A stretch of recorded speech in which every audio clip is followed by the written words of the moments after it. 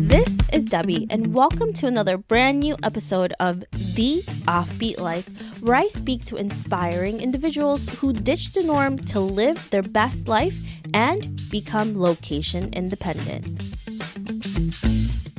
A few years ago, Jennifer O'Brien wanted to explore offbeat destinations. However, traveling solo and being concerned about safety, she explored online to find resources and tips to help her navigate the destinations. Jen came to realize that there was a lack of community for women, especially solo female travelers, to connect with one another. This realization led Jen to create The Travel Women in 2015, where she aimed to lift up women with amazing stories and create a community to share information and where they've been in order to help each other make their dream trips into a reality. Since the creation of The Travel Women, Jennifer O'Brien was able to leave her 9-to-5 to work full-time managing and building a community for women. The Travel Woman has since been featured in Forbes, and Jen will be launching trips soon where she'll be creating unforgettable journeys for women who can travel solo together. This interview was such a joy to do because I was able to meet Jen here in New York City, and she's truly one of the sweetest person you'll meet. So if you ever get the chance to see her, make sure you connect with her because she's incredible. So I hope you guys enjoy this interview as much as I do. Hey, Jen. Thank you so much for joining me here today in this really cool and eclectic little diner that we met up today. Can you fill in the gaps of your story and why you live an offbeat life? Thank you so much for having me. I'm so happy to be here and talk to you today. I definitely live the offbeat life. I left the 9-to-5 and have now committed myself so many hours to really making my travel dream come true. And I love travel. I actually started off in the travel industry. I was working at a travel magazine, and that's where I really got interested in travel. I have always loved travel. I've traveled with my family and my friends growing up, and I just always was inspired by these new places and have learned so much more in the world as my classroom than any office job or anything like that. So yeah, I turned it into my job right now, and I'm living the offbeat life because I'm constantly traveling. Sometimes I'm, 3 different countries and trips all together at once with one carry-on and trying to make it work, and half nomadic, half living in New York, and it's just such an adventure that I'm on. That sounds so much fun, Jen. Before you even got into becoming a digital nomad, can you let us know how you started it all, how you started The Travel Woman, and what gave you the idea to do it? Yes, so I saw that there was a lot of information lacking for women to travel to certain places. There was a specific trip to India that I really wanted to go on and had to unfortunately decline because of all sorts of different reasons that, from my full-time job to also different issues in the area at the time. And I just found myself lacking resources. I was like, if I travel solo to India, what would it be like? Would I be safe? I had so many questions and I didn't have enough answers. So I wanted to create a resource, a community for women to share their tips, to give back, to really explain to each other, yes, you can go here, you can do this. Why don't you go with this tour company? Connect with my friend here and just connect all the dots. And it's something that I've been so happy and fortunate to have met so many wonderful women who I have really become friends with around the world, and they help teach me about new places, and I'm happy to help teach others about new places. So when you first started to think about The Travel Woman, or even just anything that you wanted to do with your life, what is usually the first steps that you take in order to achieve the goals and the dreams that you have? Absolutely. So for me, I'm always huge on learning. So when I want to start something new, I look up, online courses and things like that. And I remember taking some online courses on branding, not just how do I name my company, but how do I create a whole company from scratch. So I remember taking some free online classes and learning about it. I had to Google all of, how to make a blog and everything like that before I really knew knew what I was doing. And I think there's so many online resources out there for so many people right now that you can really do anything you want if you just Google it and spend enough time obsessing about it. So I was lucky that I spent enough time obsessing about it on Instagram. People were like, "What, Jen, why are you on Instagram so much?" And I'm just like, excuse me, I'm building something. And I'm glad that it all worked out, and I'm glad that, it's become the amazing community that it is today. It's one of my, my proudest things, that I'm so happy to connect all these amazing women, and something that I am just constantly thinking, how can I take it to the next level? Yeah. And Jen is definitely an amazing networker. So she goes around, she networks a lot. She has a lot of different things that she does. Can you run us through what your average day looks like now that you're able to leave the 9 to 5 and do your dream pretty much? Yes, so my average day totally changes day to day, but it's one of two things. I either have a day where I am, in my pajamas most of the day. I am working on my computer from like 6 a.m., sometimes till 9 p.m. It's probably unhealthy. But I'm working crazy hours on my computer, editing videos, articles, sending emails, or on the other side of it, I'm setting up a lot of meetings. I'm trying to meet new people. Today alone, for example, I had 3 other meetings, and it's barely 12 o'clock. And I just definitely recommend meeting other people, getting to know what they know, sharing your resources. I think that's the best way to really get ahead, is to just connect with people. And as you were saying, networking, it's so helpful. As a really incredible networker, what would be the best tip that you can give to someone who's really new in this industry? So I think when people first start out, they think, okay, I want to talk to these people and take all this advice and get all this information. But sometimes the best thing to do when you first start out is to give. So I think everyone has different skills that they can give.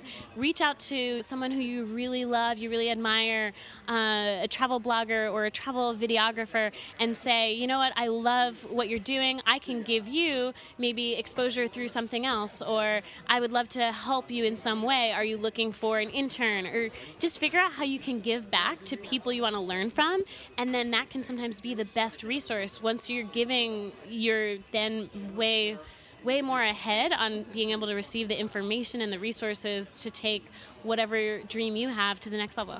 Whenever you're giving someone something and they're really appreciative of that, they'll want to give something back, and you don't even have to ask anymore.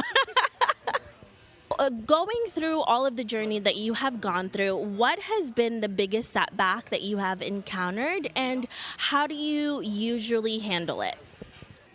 I think the biggest setback is people underestimating you. And I think that's, true with any field, but sometimes people think, oh, you're just a travel blogger, or oh, you're just a travel Instagrammer. They don't take you seriously. And I think that that's something that can really hinder creativity, hinder opportunity. And it's something that I definitely try to fight against. I tell people, I actually minored in photography. I know what I'm doing. Here are examples. I try to show them. I've worked with some great companies. Here are examples. If you're just starting out, work with companies that are just all around you, even for free, and create a portfolio from those examples that you can share. I think a lot of times it's being underestimated and, getting those no's, but trying to turn those clients saying no into a yes. And obviously you've done really well with that. And that's why you do this all the time now.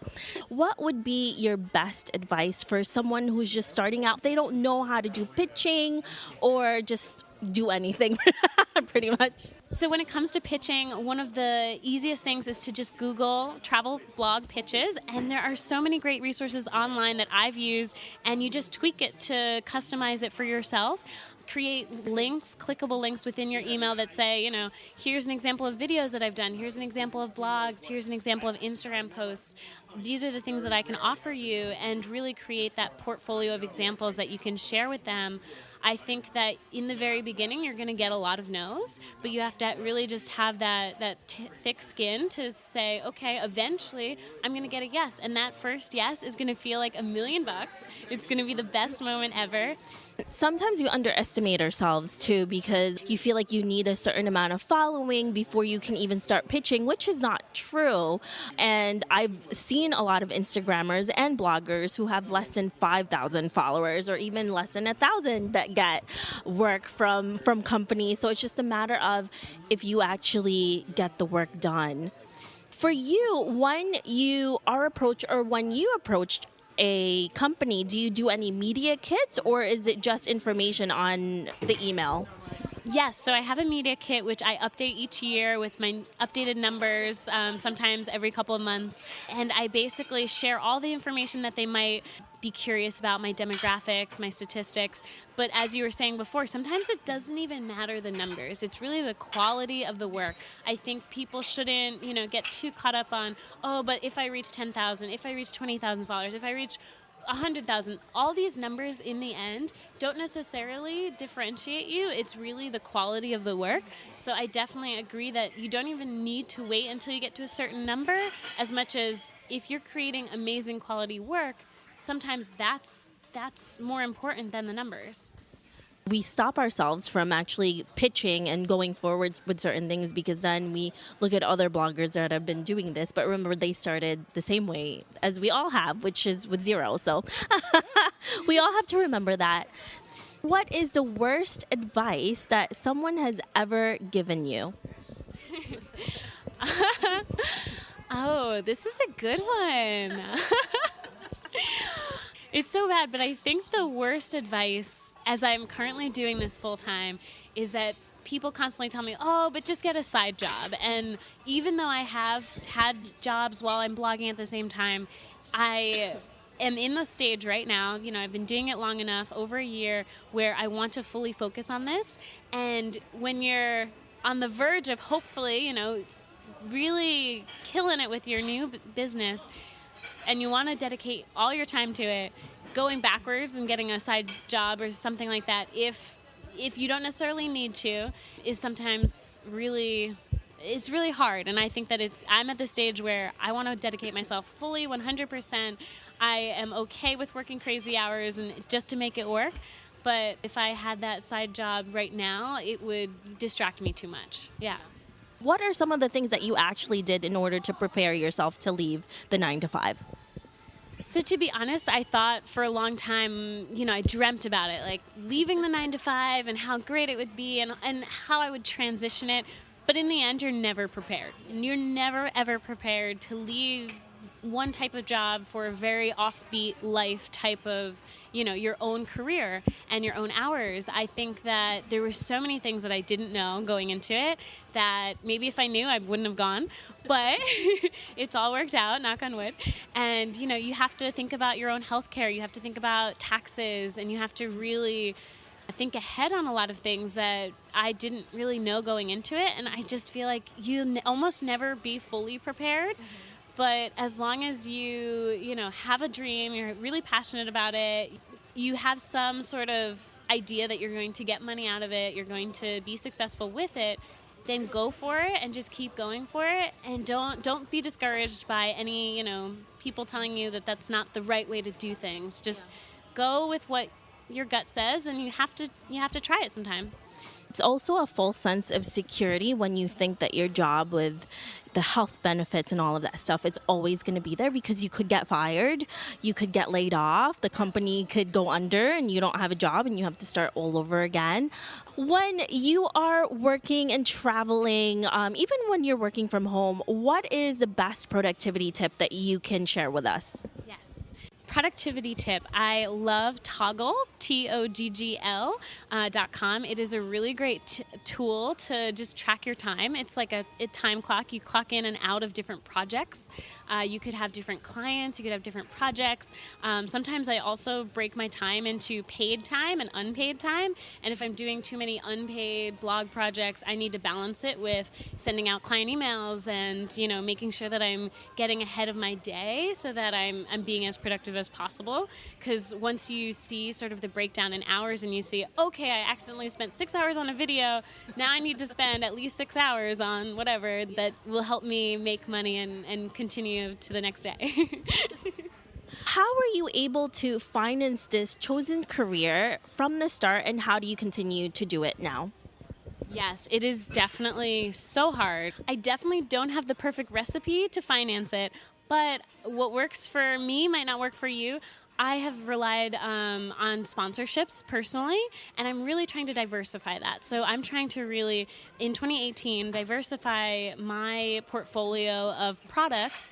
And right now, I just launched a new thing called postcards, for example, where I'm having people upload content directly to the site. So I'm trying to get really not just the traffic on Instagram, but move that traffic to my website, try to transfer things into emails, and really take it further so that it's really, I'm building a fully well-rounded business.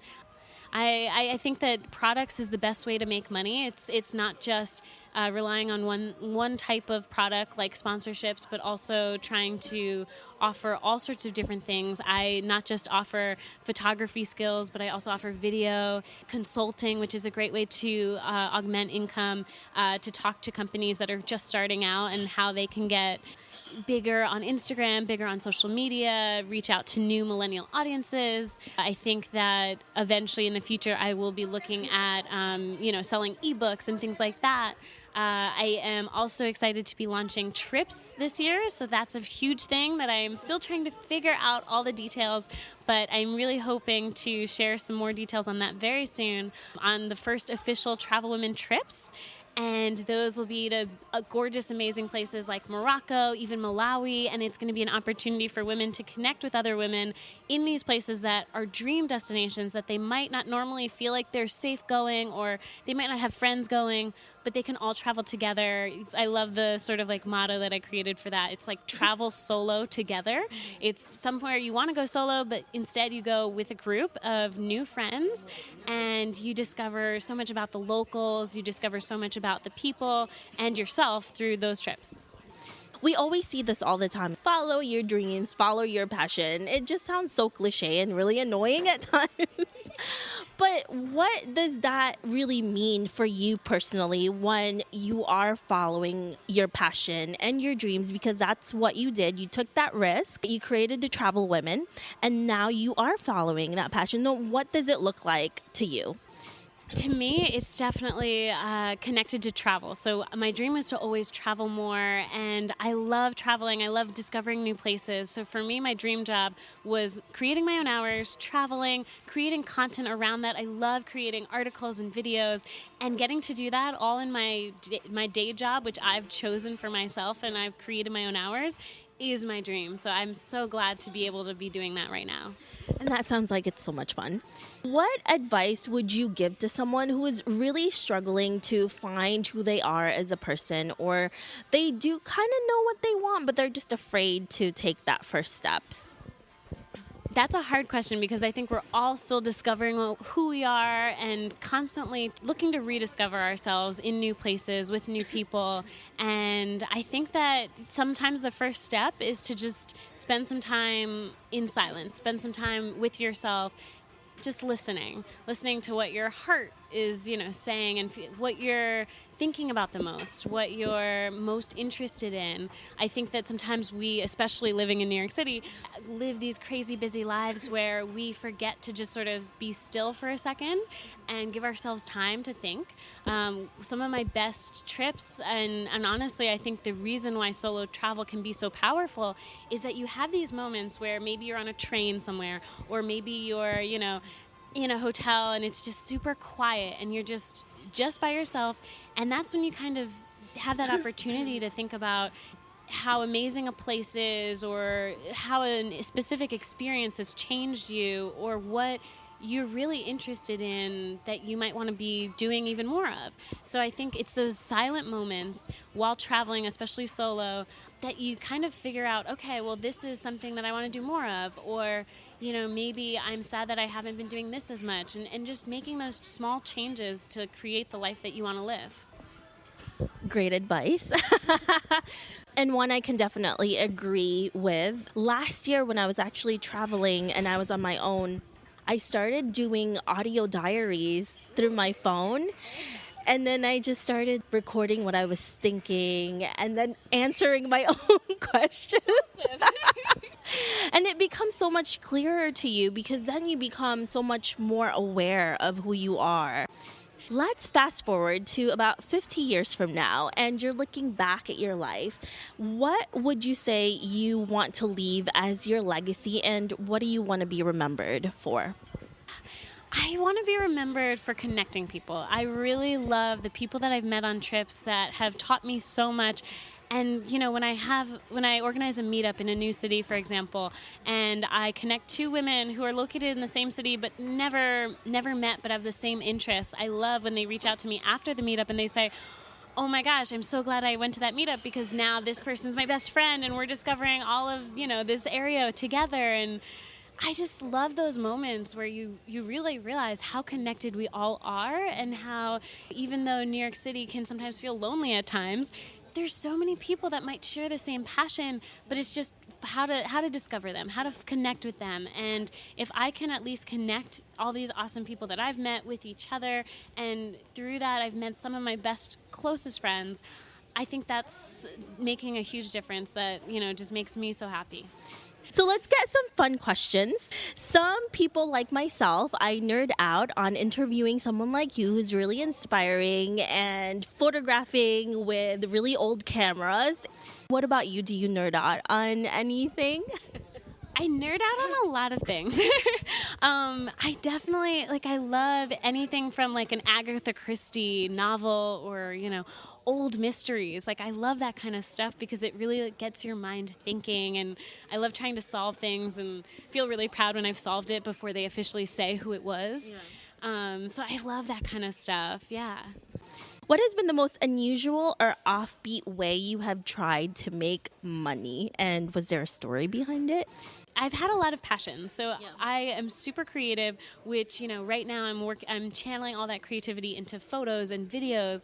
But before that, I sewed dresses. I even created my own sort of jewelry line. I was selling rings that I, hand crafted out of metal on Etsy. So I've done it all. I love creativity and anything I can create. So I think creating a jewelry line, that was a really fun side project that didn't end up really amounting to much, but it still was that sort of creativity side of me that I love creating. So yeah, I think try everything until you find what really works. If you were given a 1-minute time slot ad on the Super Bowl and you couldn't sell that ad slot, what would you fill it with? The Super Bowl ad commercials can be so funny and so amazing, but some of my favorite ones are ones that give back in some way. So if I had the opportunity, I would definitely figure out a cause that was very timely that needed attention and honestly give it to that, because we can do so much with a minute on a Super Bowl ad that people are actually listening to, that I think there's so much that we could do for, different places around the world that might need help. If you could know the absolute truth to one question, what would it be? I must say, I do like the unknown of travel. One of the major reasons why I like travel is there's a lot that sort of goes wrong and you discover it and you figure it out as you go. But I feel like if I had to know one absolute truth, maybe as I'm currently trying to constantly build traffic to my website and build the community, maybe it would be great secret way to build even more traffic, something like that. That's a good one, and hopefully you'll share that secret with all of us. Yes. What are you working on today that's really exciting to you? Yes. So I'm working on a lot of projects all at one time, usually, as per usual.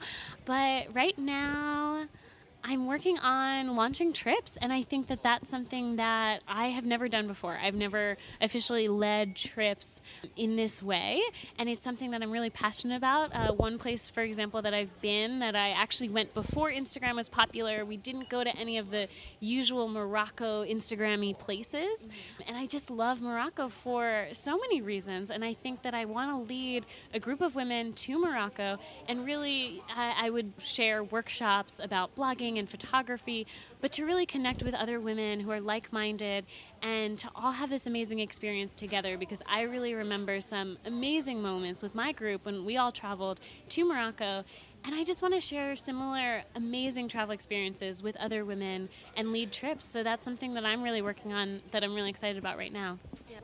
That sounds so exciting. I can't wait to see what the destinations are for 2018. If our listeners want to know more about you, where can they find you? Yes, definitely check out thetravelwomen.com and check us out. We are on all the social media, so on Instagram, on Twitter, on Facebook, The Travel Women. And yeah, always use our hashtag The Travel Women. And I can't wait to see your content soon. Thank you so much, Jen, for meeting up with me today. I really appreciate all of the knowledge you gave us. I hope you enjoyed this interview with Jen. Make sure to visit theoffbeatlife.com. Again, that's theoffbeatlife.com to get the extended interview with Jennifer, where she shares how to get featured on Instagram and how to create compelling travel videos. Love a good audiobook as much as I do? Of course you do. Well, you're in luck, because I have teamed up with audible.com to give you a 30-day trial for free. Make sure to visit offbeatbook.com. Again, that's offbeatbook.com to get that incredible trial.